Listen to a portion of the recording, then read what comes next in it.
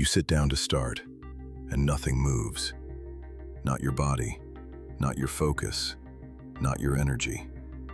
You haven't done anything yet, but it already feels heavy. The harder you tell yourself to push, the more resistance you feel. This isn't laziness. It's what happens when a system has been running without rest for too long. Look at the moment more closely. You're sitting still. The room is quiet. Nothing is demanding your attention. And yet your body is tense. Jaw tight, breath shallow, thoughts looping without direction. You're not running. You're not lifting. You're not solving problems. But inside, everything feels switched on. Like a house late at night where every light is still burning, every device still plugged in, even though no one is awake. No sparks, no alarms, just a system that never powers down. So when you try to move, nothing flows. Not because something is wrong with you, but because the energy is already spread too thin. Most men don't feel exhausted because they work too hard. They feel exhausted because their system never truly shuts off. Your body stays alert even when you rest. Your mind stays busy even when the day is empty. Your nervous system stays ready without a clear reason. You call it procrastination. You call it lack of discipline. You call it weakness. But beneath those labels is something simpler. A system that has been running on high voltage for too long. Overload doesn't arrive like a crash. It arrives quietly. You sit down to work and drift. You plan the day and delay. You know what needs to be done, but can't access the energy to begin. Not because you don't care, but because your system is already full. Imagine an electrical panel being pulled in too many directions. Too many circuits drawing power at once. Nothing breaks, nothing explodes, but the current becomes unstable, unreliable. That's what constant stimulation does. Always scanning, always braced, always prepared for the next signal. A braced system doesn't move cleanly. It conserves, it hesitates, it delays action, not from laziness but from overload. This is why rest doesn't feel restorative, why sleep doesn't fully reset you, why weekends pass without relief. You're not tired from effort, you're tired from never unplugging. This is where most men make the mistake.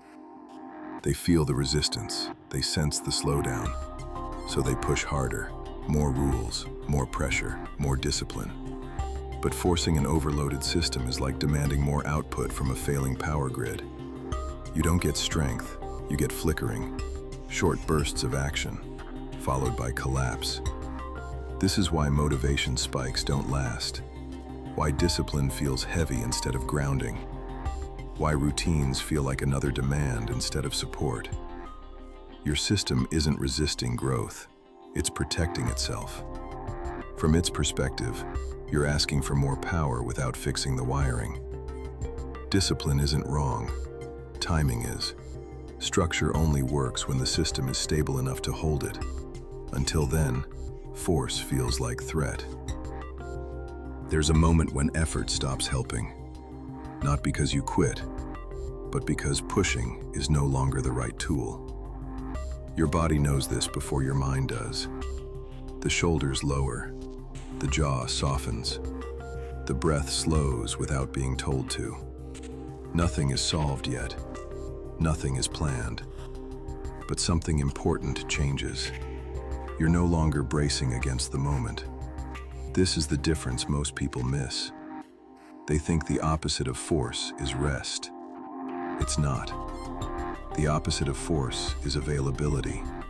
The state where action doesn't require a fight, where starting doesn't feel like crossing a wall. Discipline doesn't begin when you want it badly enough. It begins when your system is open enough to move. That openness is subtle, easy to ignore, easy to override by pushing again. But when you notice it, everything shifts. You stop asking, "How do I push myself today?" And you start asking, What would I do if nothing inside me was resisting? This is where consistency is born, quietly. Regulation isn't giving up, it's preparation. It's the moment you stop adding load and start restoring capacity. Lowering the voltage looks simple, almost unimpressive. Slower breath, fewer inputs, moments of silence without a task attached. It looks like space. When the noise drops, the system recalibrates on its own. Muscles soften, breath deepens, attention returns, not suddenly but steadily, like lights growing stable again. This is the phase most men skip, because it doesn't feel productive. But it's the only phase where real energy returns. Not adrenaline, not urgency, clean power. And with clean power, movement stops being a negotiation. This is where discipline actually begins, quietly, not as force, but as availability. Notice what happens when the system settles. You don't need a speech to begin. You don't need pressure to move. You simply act, because resistance is gone. Discipline, at its best, isn't intensity. It's clarity. It's knowing what comes next and having the energy to meet it. Structure stops feeling like a cage and starts feeling like relief. One task at a time, one direction, one clean circuit. This is why regulated men look calm. Not rushed, not lazy, grounded. Their strength doesn't come from pushing harder, but from wasting less energy fighting themselves. You were never lazy. You were overloaded. And no man builds himself by shaming a tired system. Lower the voltage first. Let the noise fade. Let the light steady. Let the power return. From that place, discipline doesn't need to be forced.